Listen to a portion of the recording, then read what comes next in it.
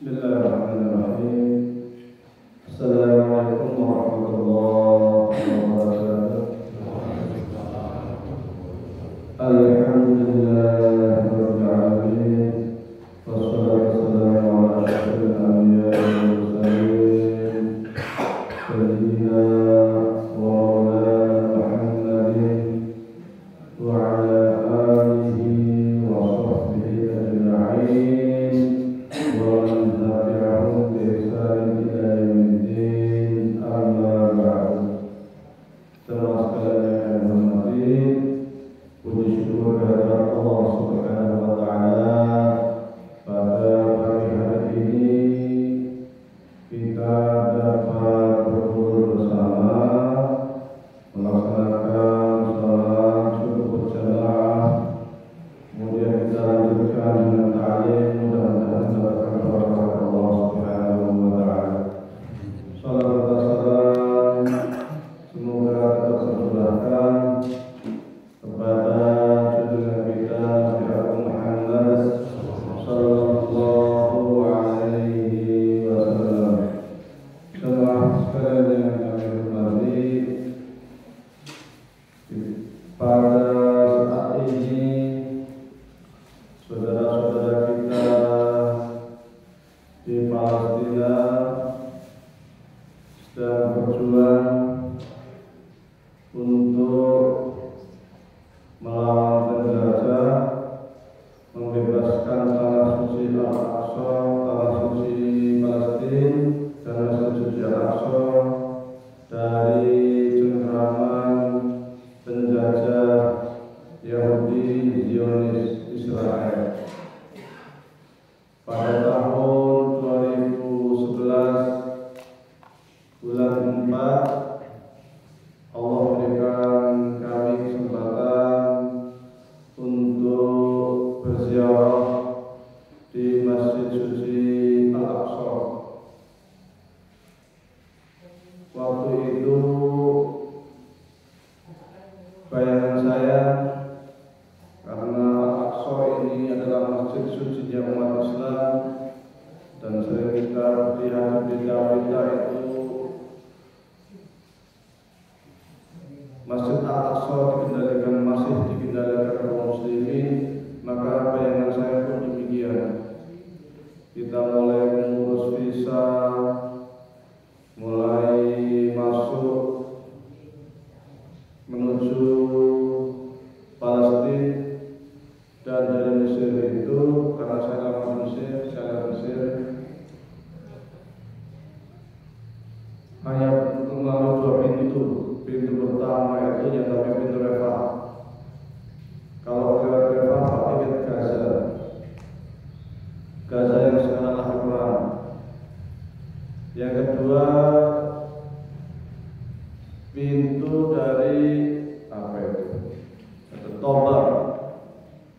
Kalau melalui Toba itu kita lewat Israel. Di Israel 14 nanti akan sampai ke tepi barat, dan dari Toba ke tepi barat jalannya masih lumayan jauh, itu masih lama ini, masih setengah hari. Mulai masuk Toba, masuk Israel, menuju ke tepi barat. Karena yang namanya Palestina itu sekarang oleh Israel dipecah menjadi dua, Gaza dan tepi barat. Semisal tanah ini dulu milik Palestina seumpama, kemudian datang Israel, orang-orang Palestina diusir, dibantai, dibunuh, yang menjadi pengungsi jutaan di Yordan, di negara-negara Arab, di Mesir, diusir, kemudian di pojok sana itu tepi barat, yang di sini itu Rafah. Jadi antara dua tempat ini dipisahkan oleh Israel. Sampai ke masuk ke batasan itu yang namanya pemeriksaan luar biasa, dijaga oleh militer Israel dengan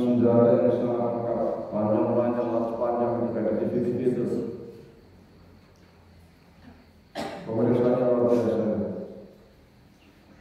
Termasuk nama, namanya teman saya tadi namanya Abdullah, wala diinterogasi dulu untuk masuk aja diinterogasi namanya Abdullah. Nah, kalau saya namanya Wahyudi ya aman, masuk aja, nggak ada nama Arabnya kan. Sampai ke tepi barat mau masuk ke Masjid Aqsa, kompleks Masjid Aqsa itu ada pintu gerbang. Pintu gerbangnya mungkin segede pintu ini. Sininya di tembok, belakang tembok. Nah ini kayak gitu seperti ini. Masuk, mulai masuk ke kawasan Masjid Aqsa. Itu masuk itu masih jauh menuju Masjid Aqsa ya. Sebelah kanan terbuka, masuk lagi nanti ada apa namanya Taman Zaitun, taman besar luas ditumbuhi pohon-pohon zaitun.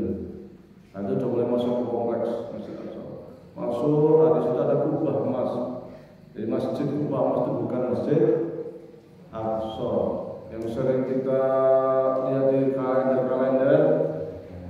Ya. Ada masjid yang bentuknya persegi berapa persegi 8, banyak emas, itu bukan Masjid Aqsa. Jangan salah persepsi, jangan terkecoh, karena kadang seringnya itu dikira itu dengan simbol-simbol Al-Aqsa itu kubah emas, bukan itu, bukan itu. Di belakangnya lagi itu masjid itu belakangnya lagi itu nanti masih ada turun luas. Masih ada sahak pelataran puasa. Baru sudah ada masjid kelihatannya satu lantai tapi 2 lantai. Karena lantai kedua itu di bawah bataran. Masih tua, bentuknya juga tua. Nah itulah Masjid Al-Aqsa. Jadi bukan yang kubahnya emas, bukan, masih masuk lagi. Ketika saya sampai sana itu kebetulan pas hari Jumat, tapi udah agak terlambat sehingga sholat Jumatnya itu di depan jamaah. Kalau dalam kondisi normal, pemuda-pemuda semuanya bisa masuk ke kompleks Masjid Al-Aqsa. Karena ketika kita mau masuk, ya tadi saya bilang ada pintu gerbang itu, di situ ada penjaganya.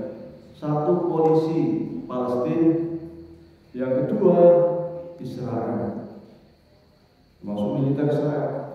Padahal ini negara mana?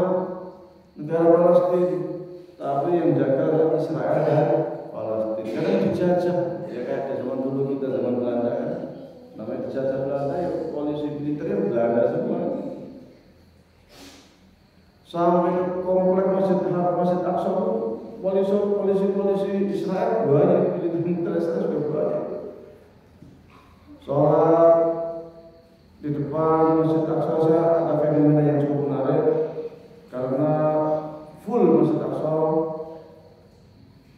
kemudian pemudanya banyak karena kondisi normal. Kalau kondisinya lagi tidak normal, kalau waktu yang banyak demo dan sebagainya, yang boleh masuk, boleh sholat di Masjid Aqsa hanya orang-orang yang sudah di umurnya di atas 55, 60, dan yang muda-muda kan boleh. Tapi kalau sudah boleh. Full mereka sholat di depan Masjid Aqsa itu pakai sepatu semua. Pakai sepatu yang dicopot. Kalau salah fikih memang sah. Cuma secara praktek ya saya baru lihat di sana. Padahal boleh kalau masalah. Pakai sepatu, sholat, habis sholat selesai, demo, rame, belum demo apa ini? Ternyata demo untuk membebaskan Palestina dari kelompok namanya Hizbut Tahrir. Usai demo, kami bisa masuk ke Masjid Al-Aqsa dengan penjagaan militer Israel yang luar biasa, dan tengok kanan kiri ke atas, ternyata yang namanya kamera banyak sekali. Kamera-kamera di masjid itu banyak sekali mengawasi kita. Jadi bukan hanya militer yang mengawasi, kamera pun mengawasi. Nah, jadi orang di situ itu dimonitor semua, mau ngapain aja kelihatan.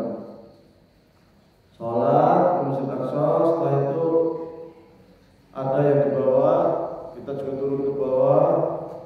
Disitulah yang ada yang namanya mihrab Nabi Zakaria. Sampai kemudian sama yang namanya kamera di mana-mana. Kita keluar dari Masjid Aqsa,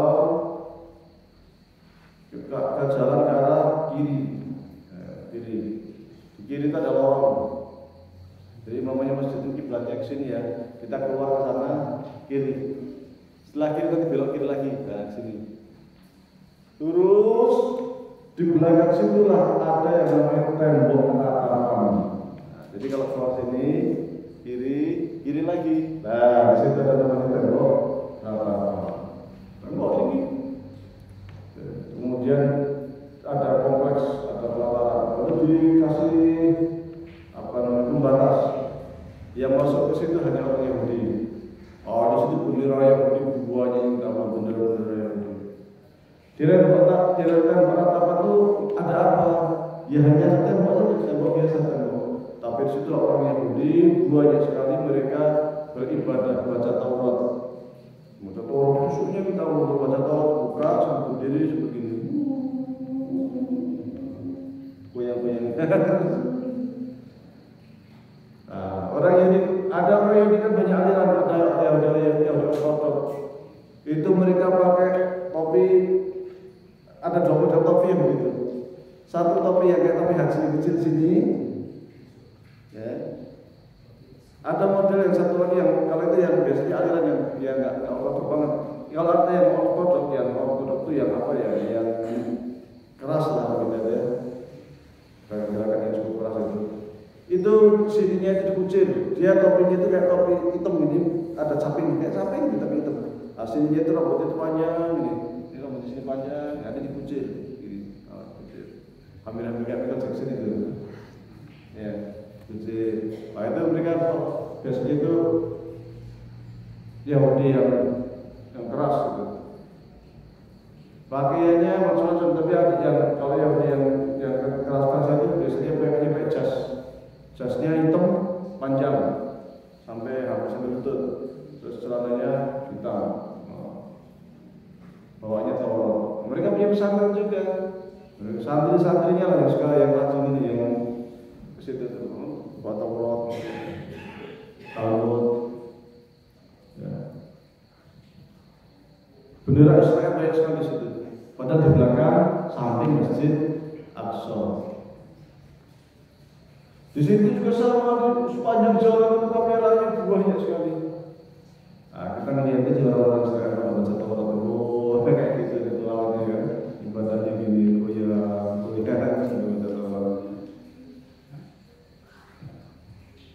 keluar dari situ, balik lagi, ada penjual gitu, minuman, ya. Nah, saya mulai beli air minum. Saya cek mata uangnya, mata uang shekel itu, mata uang Israel. Awalnya saya agak kaget, kok mata uangnya kok mata uang Palestina ya, kok mata uang Israel. Di situ barulah, iya, ternyata memang Israel itu dijajah Israel. Ya namanya negara jajahan, semuanya pakai mata uangnya saja, pakai mata uang jajahan kan, pakai mata uang Israel. Kita belajar. Nah, kalau kondisi masyarakatnya kalau dalam kondisi normal ya tenang ya biasa, tapi dijajah mereka yang membara gitu. Suatu komoda. Ya, tenang juga bersih. Palestina itu bersih. Lebih bersih dari Mesir kayaknya. Jalan-jalannya itu bersih. Tapi orang-orang itu kalau pergi keluar pakai sepatu semua. Itu tradisi Arab ya. Jadi kayak Mesir, kayak Palestina itu kalau keluar pakai sepatu. Beda sama tradisi kita. Tradisi kita kan keluar pakai sendal. Nah, kalau sendal enggak, sendal itu untuk di rumah, tapi kalau kita juga pakai sepatu. Orang Arab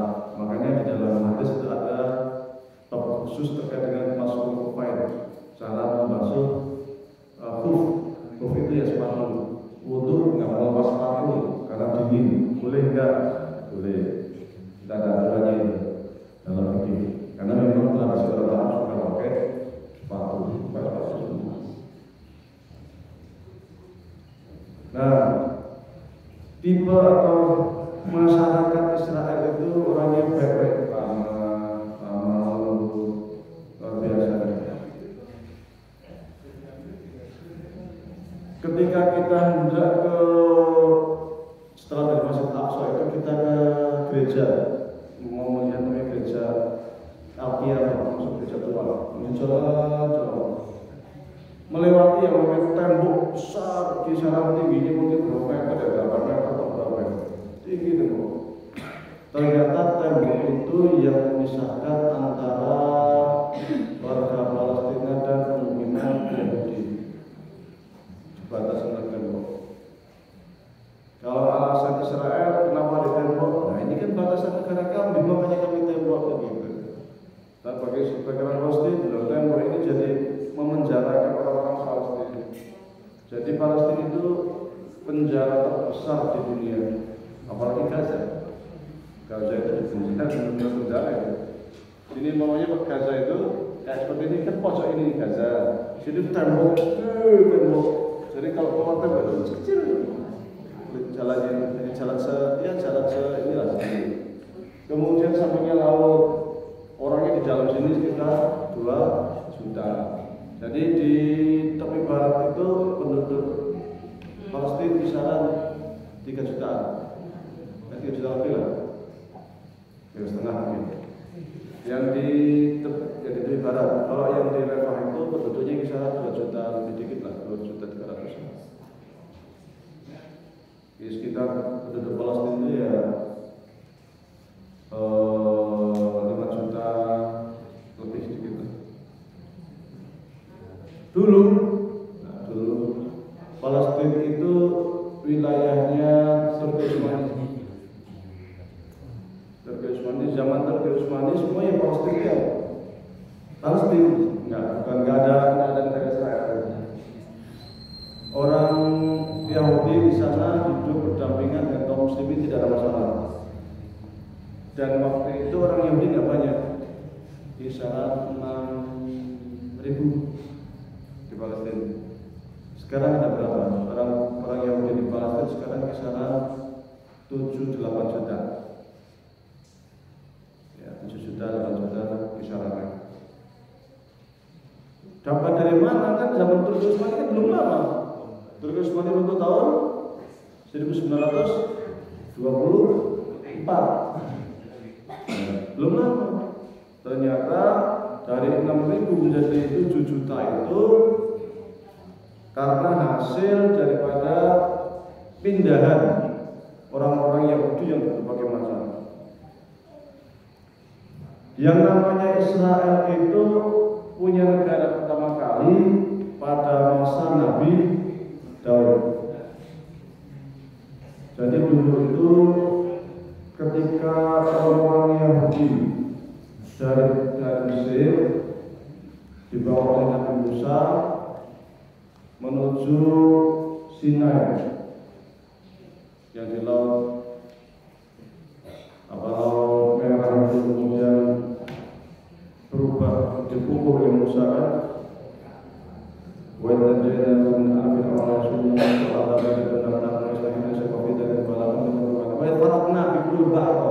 Dan ketika laut itu dibelah juga, kemudian mereka diselamatkan masuk ke sana. Belakangnya dikejar Firaun, ya kan, masuk ke sana. Mereka itu lewat ke laut merah ke Sinai. Di Sinai itu mereka tinggal berapa lama? Berapa lama di Israel?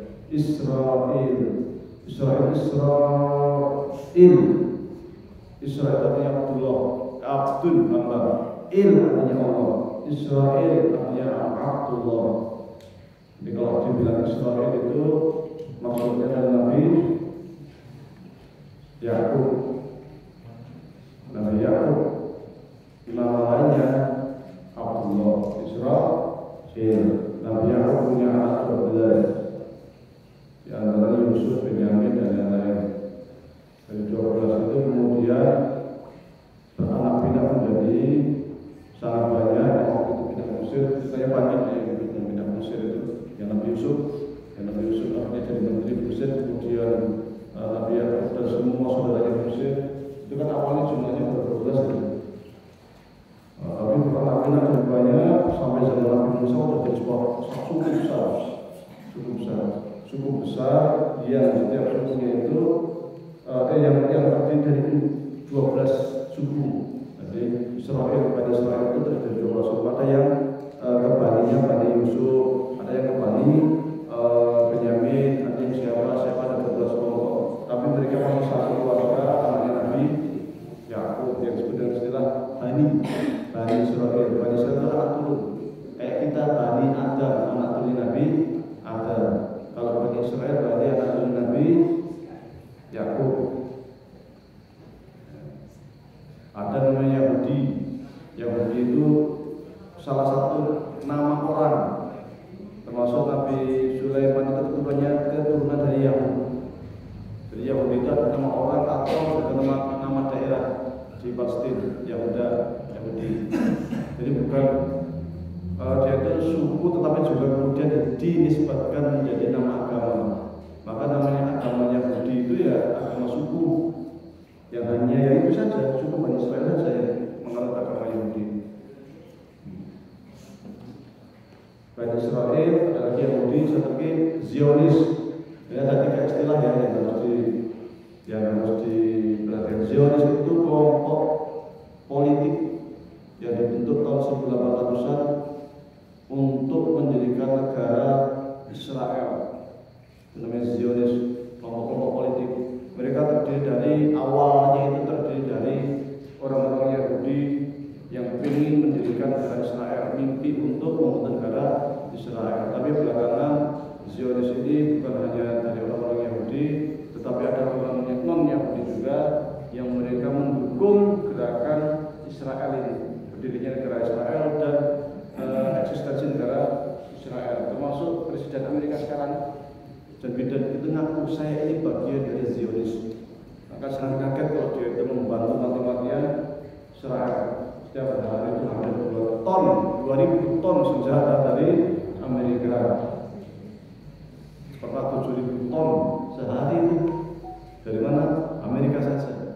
Belum dari Inggris, belum dari lain. Jadi yang perang sekarang itu bukan hanya Israel melawan Palestina, melawan para pejuang, tapi di balik itu ada Amerika, ada Inggris, ada macam-macam.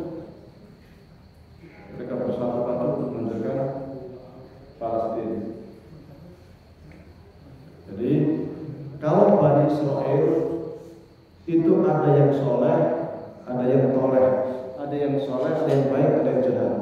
Bani Israel. Maka kalau di dalam Al-Quran ya Bani Israel atau nikmati Adam ta'alikum al-fadlatum al-alamin, itu yang mengingatkan sebuah Bani Israel. Tapi nanti biasanya ada cerita-cerita kebaikan Israel. Ya semua nabi-nabi ini kebanyakan dari Bani Israel dan mereka baik-baik kan. Masih murid-muridnya Nabi Musa kan ada juga yang baik, kayak Yusuf bin Nun dan sebagainya. Ya kemudian Nabi Musa ke bukit, kemudian turun lagi, ternyata sudah sebagian besar menyembah kuda emas. Kan tidak semua yang menyembah kuda emas, sebagian saja. Ya.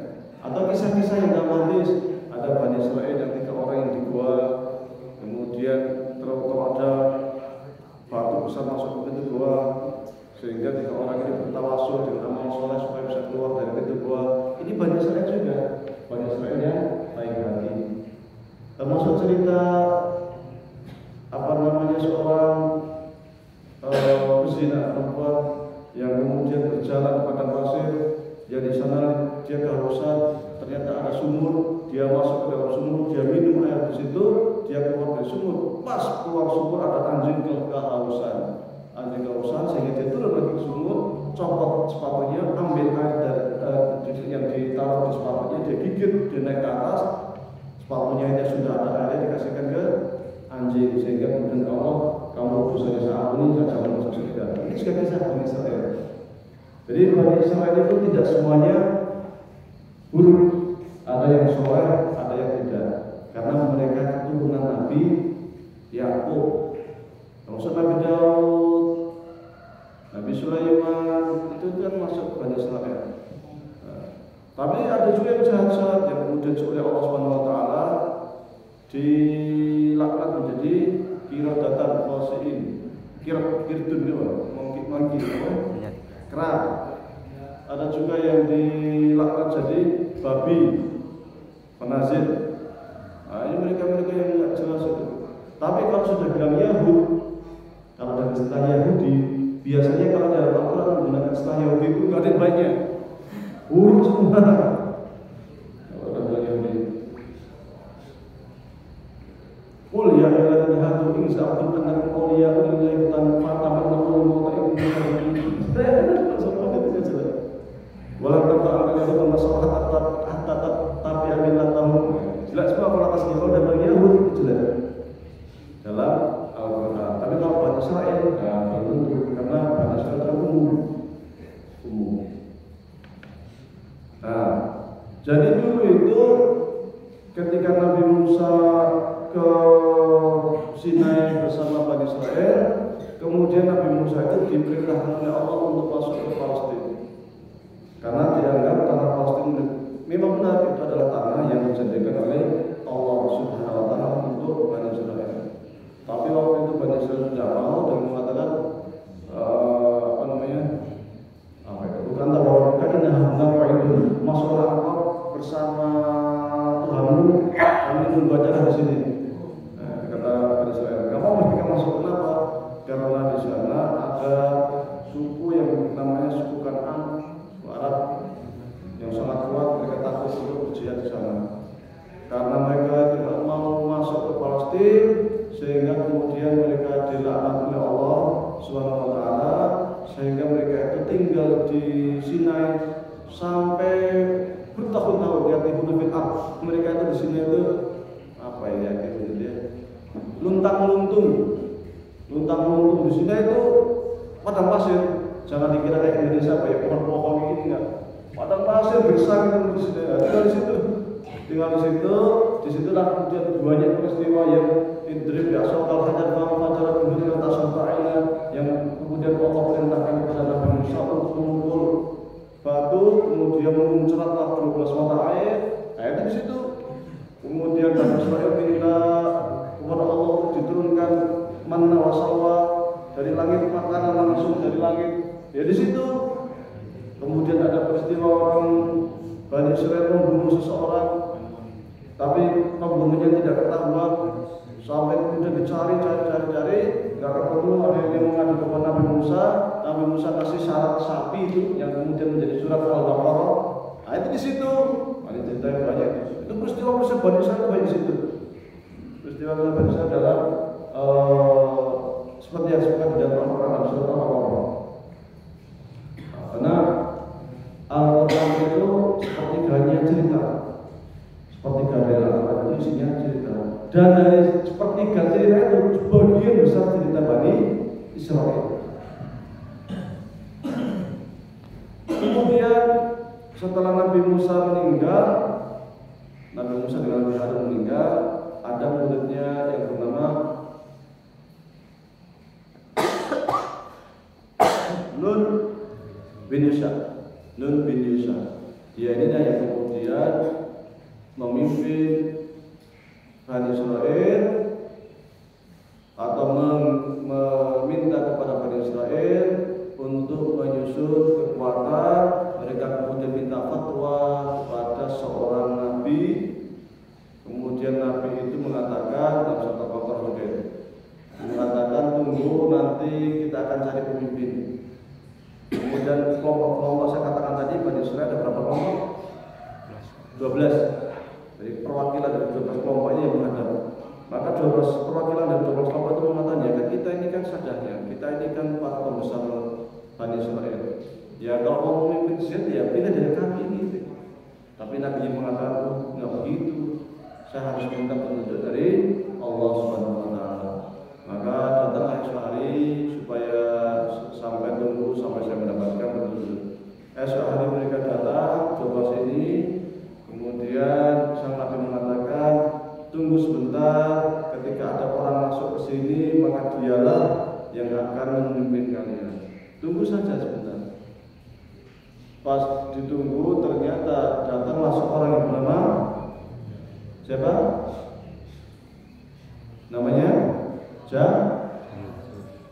namanya Tolut kembali. Tolut masuk, Tolut ini orangnya gede tinggi, perkasa. Wah ini nanti dia nyanyi sama Jalur.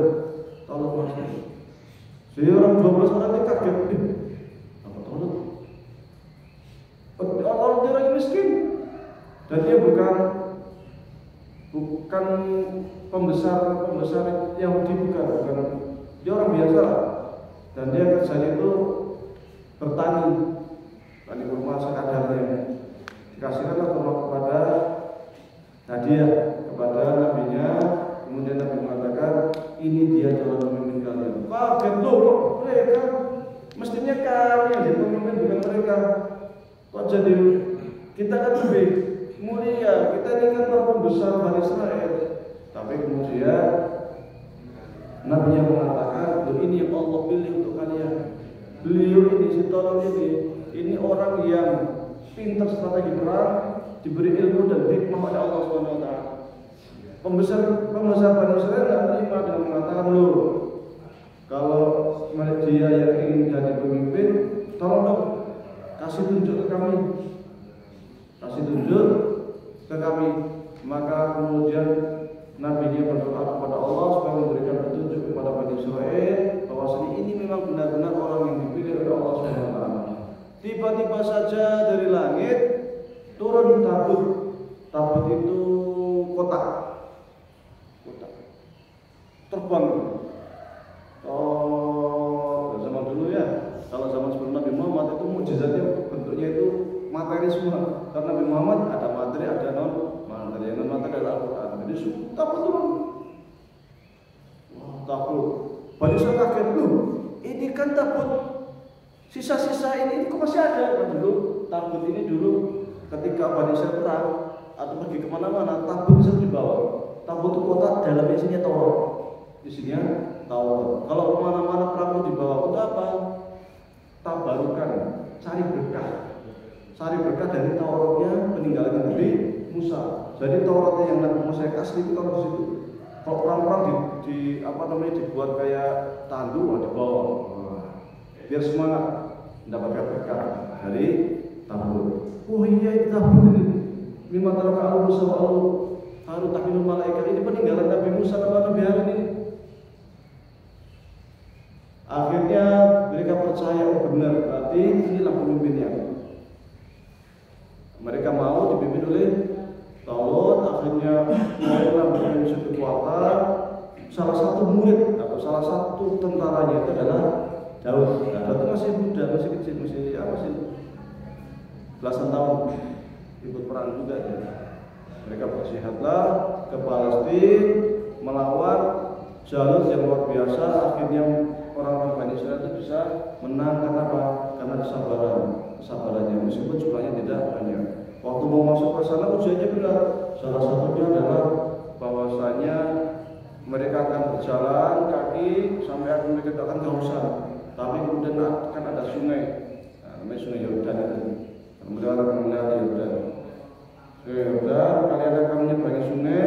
Ketika kalian menyeberangi sungai, nggak boleh minum kecuali satu teguk dari satu ini. Jadi berapa yang saya dapat? Tangannya begini. Nah, ini aja, nggak boleh lebih. Kalau lebih dari itu dianggap bukan golongannya ini. Siapa tahu? Jadi nggak boleh untuk minum. Padahal nggak usah.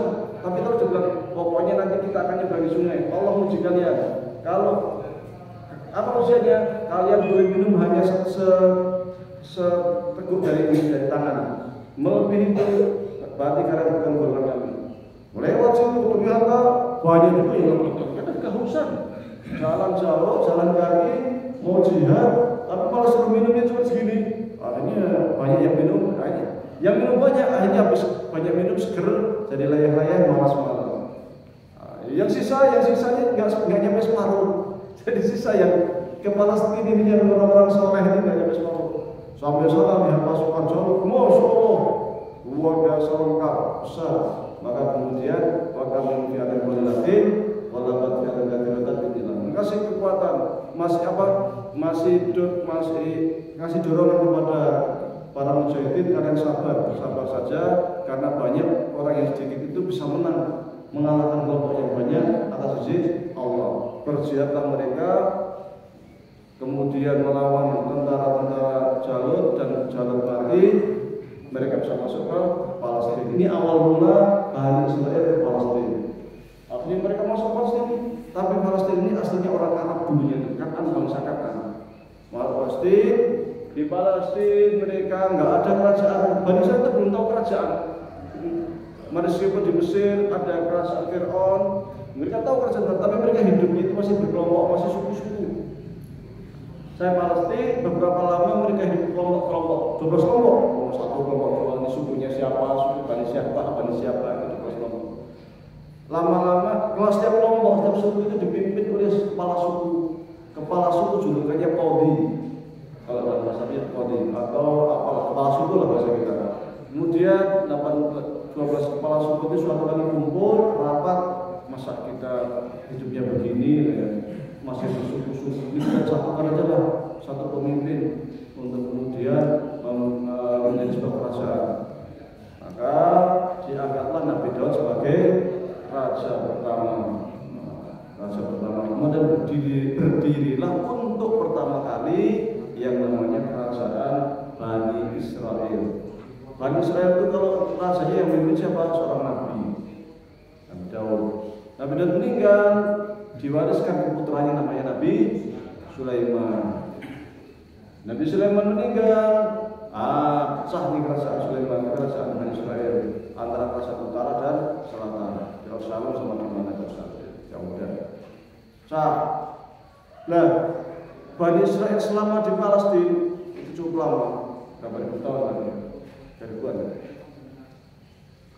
Selama di Palestina ini banyak peristiwa-peristiwa penting juga, dan mereka kadang ikut Taurat, kadang melanggar Taurat, ikut Taurat, melanggar Taurat, sering kali terjadi pelanggaran sering.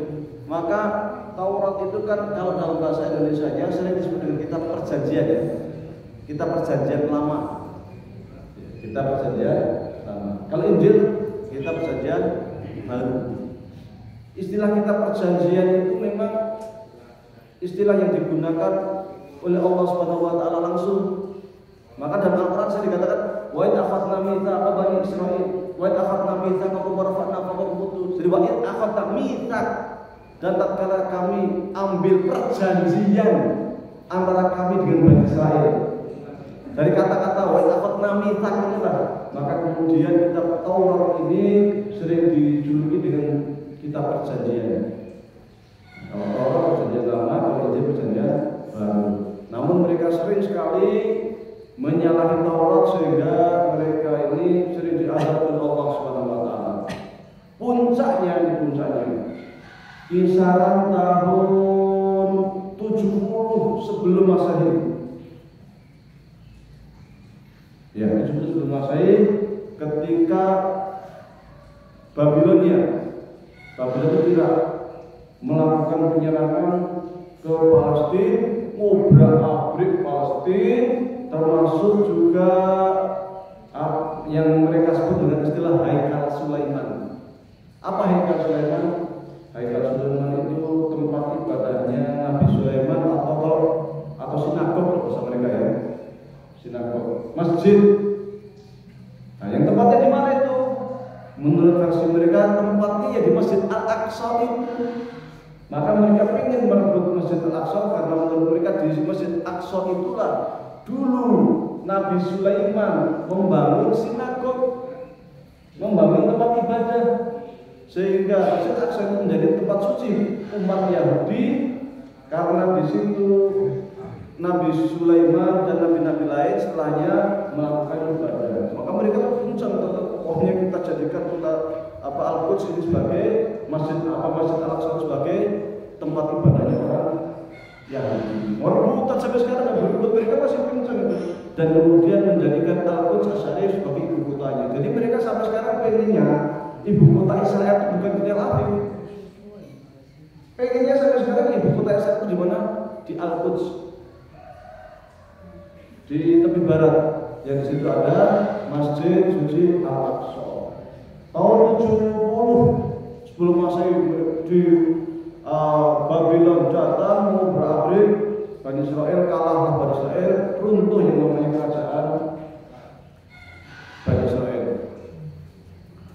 Kemudian tahun 70, 100 tahun kemudian, setelah Masehi, datang lagi pasukan dari Romawi.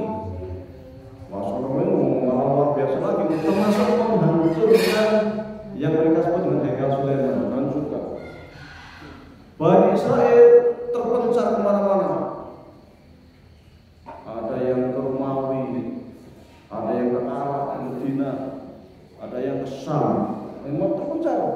Ya di Palestina masih ada, tapi sudah nggak banyak, sudah terpecah.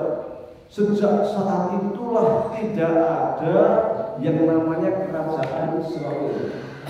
Nggak ada. Tapi suku Bani Israel ada, tapi terpecah-pecah. Dan saya sampai jam berapa ini? Nanti nggak berat. Ternyata waktunya sudah habis. Sama suruh. Ya, suruh sebentar lagi kita suruh. Ya. Nanti saya tiap itu. Oh siap. Siap. Siap.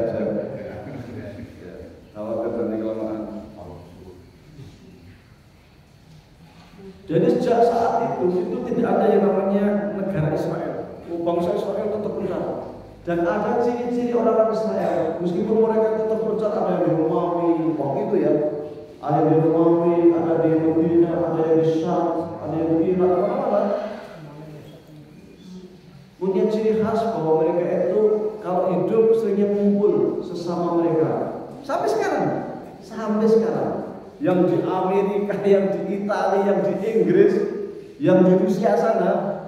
Jadi orang-orang Israel ini kalau hidup itu yang ngumpul, jadi satu kampung ini namanya kampung Israeli, kan? Gimana? Oh di sana kampung Israeli. Hampir mirip kalau di Indonesia itu dulu ya, itu Cina. Kalau di tempat sana Cina itu ngumpul, kompleks Cina, gitu kan? Ya, kita kalau di sini, kalau di ini kan di mana Paraangan, kompleks Cina, ada kumpulan Cina sana kan? Ya, jadi mereka kalau hidup itu ngumpul. Kemudian mereka melestarikan bahasanya sama mereka bahasa Ibrani sampai sekarang pakai bahasa Ibrani, dan mereka masih melestarikan tradisi Ibrani. Maka Taurat sampai sekarang masih pakai bahasa Ibrani. Beda dengan Injil udah itu sudah sebenarnya ini sudah panjang banget sebenarnya. Kalau mau diungkap secara banyak Israel itu panjangnya.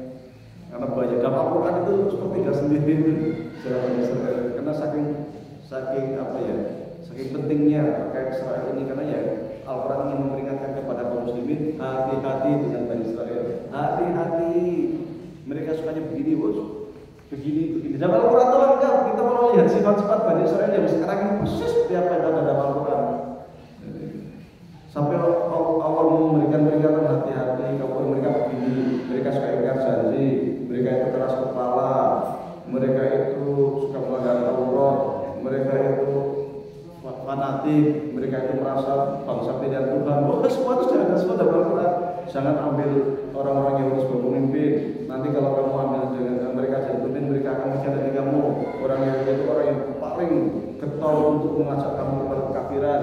Orang yang begitu tidak suka kamu. Banyak semua itu lengkap serta Al-Quran itu dalam Al-Quran. Sehingga ketika kita baca Quran banyak kayak gini persis. Nah, mereka dikumpul sama mereka, tapi kemudian mereka berpikir, orang-orang Yahudi yang di berbagai negara itu dari tahun 70 Masehi ya sampai berapa? Tahun 1800-an. Berarti sudah 1800-1900 tahun kemudian, setelah mereka tidak punya negara, bangsanya terpecah belah. Mereka mikir, kita ini sebuah bangsa, ya jumlah kita itu sekarang sudah banyak, tapi kita kok nggak punya negara ya? Pengenlah kita itu punya negara lagi, menjadikan lagi negara Israel seperti pada masa Nabi Daud, pada masa Nabi Sulaiman, yang mereka itu punya negara di Palestina. Bagaimana kalau kemudian kita buat negara? Mereka hanya kumpul rapat dan membentuk sebuah gerakan. Gerakan tahun 1800 berapa ya? Gerakan inilah yang kemudian disebut dengan Zionis. Mereka menyusun kekuatan yang di Italia lobby lah sama pemerintah Italia, yang di Amerika lobby lah sama yang di Inggris, karena kekuatan terbesar dunia itu negara dikuasai oleh Inggris, maka lobby itu berada di Inggris terutama. Yahudi itu meskipun mereka terpencah-pencah, tapi mereka punya kelebihan itu apa? Sering menguasai ekonomi. Orang yang pintar, rajin. Negara di dunia, bangsa di dunia paling banyak dokternya mana? Israel. Ya. Pintar-pintar dong. Makanya dapat orang dulu disebut wa faddalnakum 'alal alamin, kami beri keistimewaan kamu dibandingkan dengan bangsa-bangsa lain. Memang seperti itu. Tapi kalau sekarang yang diberi keistimewaan adalah umat Islam, karena mereka sering melanggar Taurat. Maka dalam Al-Quran sebagian atamuruna nasabil kulli wa tansawna anfusakum wa antum tatluna al-kitaba afala ta'qilun. Dan lain sebagainya. Kamu ini wahai bangsa Israel suka memerintahkan lobby memerintahkan kebaikan, tapi kamu sendiri kok nggak melakukan kebaikan. Kamu itu otak nggak sih?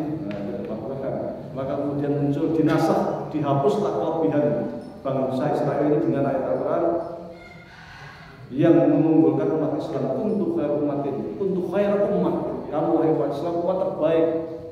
Yang umat Yahudi dulu udah habis, itu bukan umat terbaik lagi. Karena standar baik itu bukan kecerdasan, bukan kemandirian, bukan maksudnya peradaban, bukan. Tapi apa? Untuk khair umatin, untuk jelas ta'muruna bil ma'ruf wa tanhauna 'anil munkar wa tu'minuna billah. Ini standarnya. Amar ma'ruf nahi munkar dan beriman kepada Allah. Ini standar umat terbaik. Orang Yahudi sudah bukan bangsa terbaik lagi karena suka mengingkari perjanjian dengan Allah Subhanahu wa taala, suka menyalahi Taurat. Tahun 1800-an mulai muncullah orang Zionis, akhirnya mereka mulai melakukan lobby sampai terjadilah Perang Dunia I tahun 1914 yang dimenangkan oleh blok Barat. Kemudian waktu itu Turki Utsmani ikut perang, kalah juga dari Utsmani. Ikut yang timur kalah. Akhirnya mulailah tercapek-capek wilayah Utsmani. Di sana gerakan Zionis mulai getol untuk meminta melobi Inggris supaya memberi tanah kepada bangsa Israel, dan mereka meminta kepada Inggris untuk diberikan tanah di Palestina. Tahun 1914 sampai tahun 1918 Palestina itu dijajah oleh Inggris. Secara administrasi masih di bawah wilayah Turki Utsmani secara administrasi, tetapi yang berkuasa di sana di Palestina itu Inggris. Maka waktu itu muncul yang dengan istilah itu al-Intidab al-Britani. Apa itu? Kekuasaan Inggris di tanah Palestina.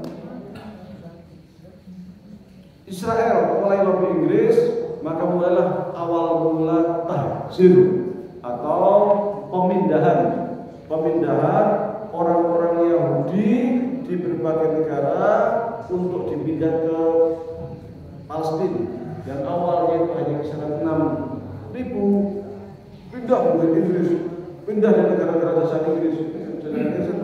Ada orang Yahudi yang ada dipindah ke Palestina. Awalnya orang Palestina menerima biasa saja, karena mereka awalnya nggak tahu gitu. Ada orang Yahudi datang silakan, ada yang beli tanahnya silakan. Sahabat dengan baik-baik, tapi lama-lama kok makin banyak mencurikan ya. Jadi ada apa ini? Kok ada gelombang yang datang ke sini, ada apa ini? Sampai kemudian tahun 28, 28 saya mulai bentrok antara orang Palestina dengan orang Yahudi. Karena Muslim dari ini nggak biasa tadi. Mulai mensiuk gelagat tak baik. Ini pasti akan ada upaya untuk ambil alih tanah Palestina. Mulai bentrokan. Tapi orang Yahudi dipersenjatai atau didukung oleh Inggris, sehingga orang Palestina mulai banyak diusir karena perang dengan Yahudi didukung Inggris. Ya, orang Palestina mulai diusir. Mereka mulai membuat pendudukan apa? Membuat rumah. Orang Yahudi tinggal di situ. Kayak persis kan zaman kita itu transmigrasi.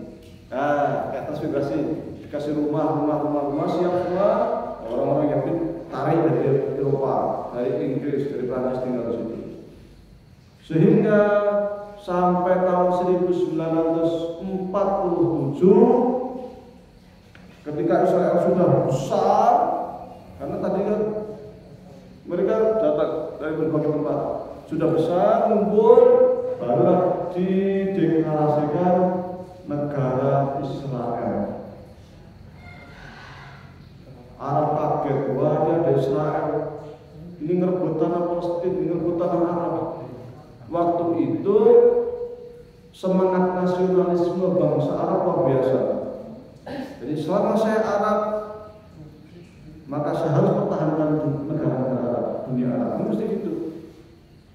Maka ketika tahun 47 dideklarasikan negara Israel, tahun 48 langsung seluruh negara Arab bersatu menyerang negara Israel, ingin menghancurkan negara Israel. Israel tidak boleh berdiri di tanah Arab, ini tanah Palestina, ini milik negara Arab, apalagi di Al-Quds.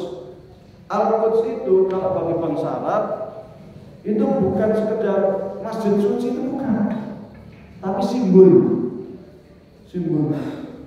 kebanggaan bangsa Arab. Orang Kristen Arab itu bangga dengan Al-Quds. Jangan dikatakan, maka orang-orang Kristen yang di Palestina mereka tidak seperti namanya.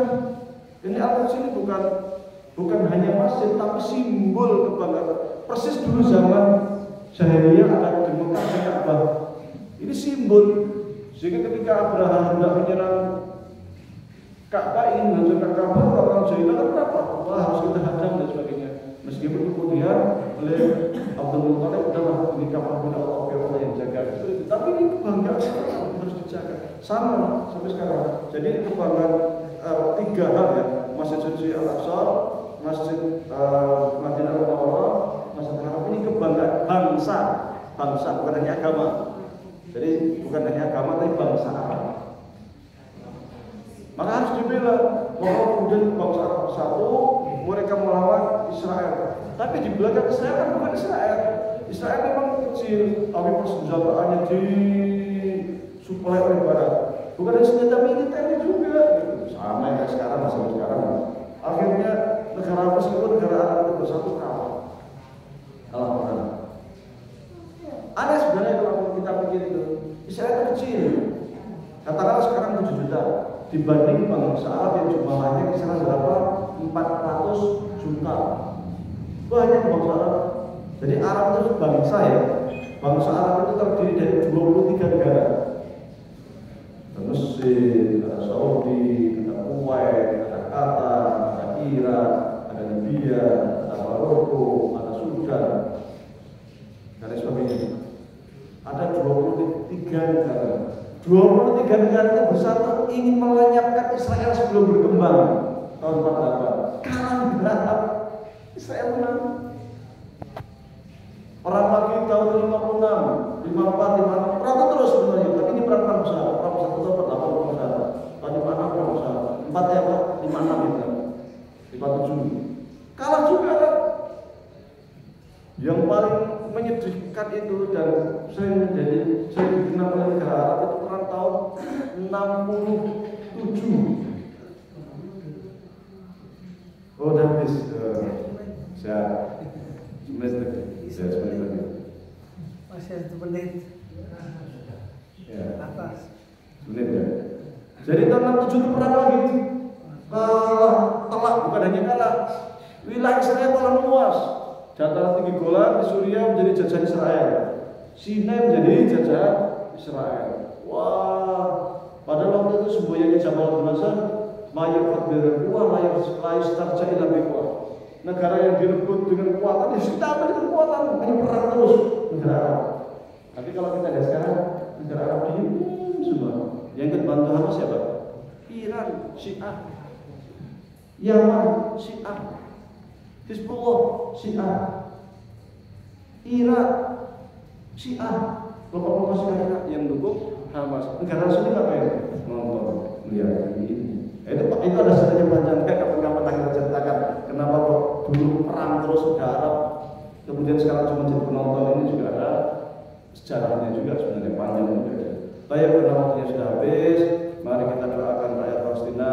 Mudah-mudahan Allah berikan kekuatan, mudah-mudahan Allah berikan keteguhan iman, ketakwaan iman untuk melawan gerakan Zionis internasional, untuk melawan Yahudi beserta sekutunya. Mudah-mudahan Allah berikan kemenangan. Allah jadikan Israel ini sebagai negara yang hancur. Allah jadikan tentara-tentara Israel ini tentara yang lemah, yang bercerai-berai. Allah berikan makar orang Israel itu menjadi makar untuk mereka. Allah binasakan mereka.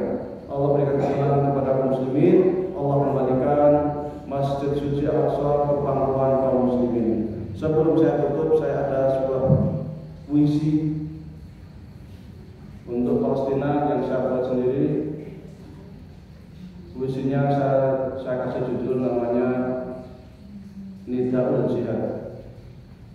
Puisi ini isinya doa supaya Allah berikan ketetapan iman, Islam dan kemenangan kepada kaum muslimin serta menghancurkan bangsa Yahudi. Puisinya punya begini. Allahumma sholli ala sayyidina Muhammadin yuthabitu bihi aqdama mujahidil Filistinin wa yu'izzu bihi al-Islam wa yu'li bihi al-muslimin wa yansuru bihi 'ala al-yahud a'da'aka wa'da'ad din wa yushaddidu bihi shamlahum wa yufarriqu bihi jam'ahum wa yufarriqu bihi tadbirahum wa yazulu bihi dawlatahum ila jihad nida Allah lil muslimin ila jannah allati wa'ida al-muttaqun.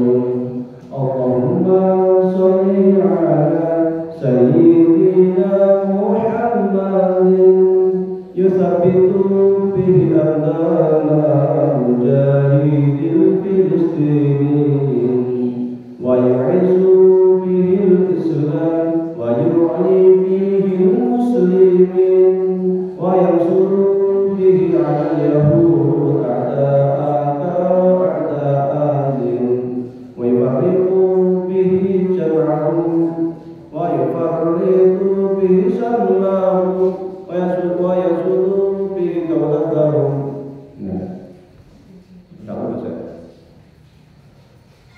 Ilal jihad nida Allah lil muslimin ilal jannah allati wa'ida al-muttaqun.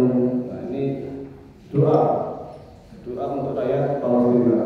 Ada satu lagi saya kasih judul apa? Al-Qudsu tunadina. Al-Qudsu Masjid Aqsa memanggil kita. Puisi ini intinya adalah bahwa Masjid Suci Al-Aqsa itu sekarang di bawah naungan penjajahan orang-orang Yahudi Israel, tapi kita yakin suatu kali akan kembali, dalam waktu dekat akan kembali ke pangkuan kaum muslimin. Kita akan kibarkan bendera kemenangan di Masjid Suci Al-Aqsa. Kita